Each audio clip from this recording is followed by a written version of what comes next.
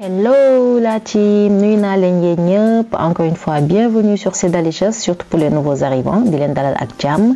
Donc aujourd'hui nag on va faire nos saucissons maison. Voilà, donc de la charcuterie. Beaucoup de personnes sont un peu réticentes parce que voilà, vu les produits qu'on y met dedans, ou bien on n'est pas sûr de la composition. Ñu bari ñu naan charcuterie, saucisson et kii day am lii wak day am lee. Donc là on va les faire nous-mêmes de manière naturelle, simple et très bon, franchement. Voilà, donc là j'ai juste dressé un bon petit déjeuner avec une salade de fruits comme dessert et sans oublier mon pain aux céréales pour tartiner. Voilà, def su mburu nii non. Donc abonnez-vous si ce n'est pas encore fait. Voilà. Pour la préparation, moi j'ai choisi du blanc de dinde. Yéen mën ngeen jël blanc de poulet. Voilà, si vous voulez, ce sera exactement le même résultat. Ben la goût bi rek mooy xaw a changer. Voilà, donc là je découpe mes blancs le blanc de dinde. J'ai l'équivalent de 300 grammes. Voilà, mën ngeen jël tamit genn waa libre dina doy mooy 250 grammes. Comme muy poulet de dinde. Voilà. Donc je les découpe en dés pour faciliter le mixage. Voilà, donner un coup de pouce au mixeur. Ñu daggati ko. Léegi là, on vient les mettre nos morceaux de dinde et je rajoute une betterave. Betterave bi ça va participer à la couleur. Vu qu'on ne veut pas rajouter de colorant, ñu ñoo def xorom.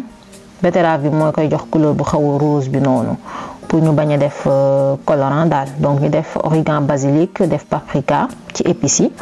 Voilà, def piment en poudre, kaani pëndër, def poobar, poivre. Voilà, donc pour les épices, on est bon. Jarul épices yu bari parce que sinon ça va changer le goût. Donc je rajoute de la fleur de maïs. Maïzena mooy marque yi bu gën a siiw. Il y en a à Auchan. Beaucoup de personnes me le demandent, mais il y en a à Auchan, même Sénégal. Voilà, donc je mets 4 cuillères à soupe. Là, je viens rajouter 3 œufs. Voilà, donc et des fromages à tartiner. Par exemple, vache qui l'a utilisé fii, je mets 2 fromages et demi. Sinon, beneen marque boo leen am baax na. Et là, on va mixer le tout, gis ngeen, jusqu'à obtenir cette pâte. Je viens rajouter un peu d'huile d'olive qui va faciliter en fait après le démoulage. Voilà, huile d'olive mooy tax ba après buñ koy dindi du coller.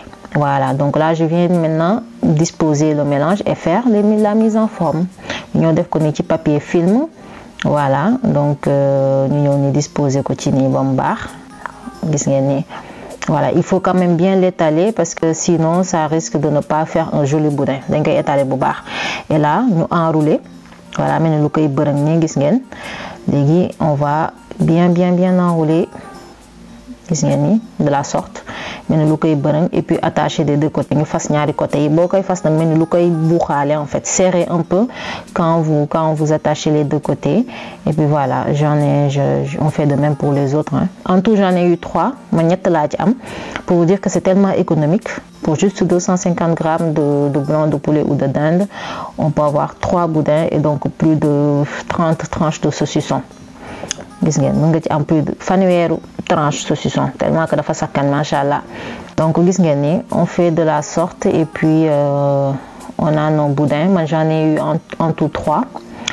Léegi nag après ça on vient les mettre dans du papier alu pour qu'en fait lors de la cuisson le papier film ne se rouille pas. Dañ koy defaat ci papier alu ndax bu tàngaay bi jàppee mbuus mi tam mu bëtt wala mu rouille. Et puis là on vient cuire à la vapeur ñu tay ko pendant 45 minutes. Voilà, donc surveillez la cuisson de temps en temps. Dès que vous voyez que papier aluminium bi xar na, ça se détache. Là normalement c'est cuit. Mais n'hésitez pas de pointer du doigt ngeen bës baaraam bi pour bien vérifier que c'est bien cuit. Donc gis ngeen ni on va les conserver au frigo pendant minimum 10 heures de temps. Donc moi je l'ai fait la nuit, donc je l'ai gardé jusqu'au lendemain. Donc gis ngeen, c'est des saucissons en fait, exactement comme les saucissons. Moo xam ci forme, ci goût, même c'est plus bon je dirais et c'est naturel franchement. Voilà, donc on les découpe. Vous les découpez comme vous voulez et puis voilà, les disposer, def seen dressage bu baax. Gis ngeen ni somme petit déjeuner la rek. Si vous voulez faire des brunchs, vous rajoutez vos viennoiseries.